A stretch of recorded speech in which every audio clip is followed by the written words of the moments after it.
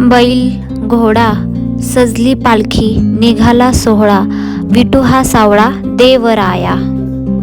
हातात विणा मृदुंग टाळ वाजवीत चालला पायी वारकरी, मुखात माऊली पंढरीची आस एक मनी ध्यास दर्शनाचे. हातात झेंडा देवा तुझा, संसार सोडून एकच ध्यास विठुराया तुझा.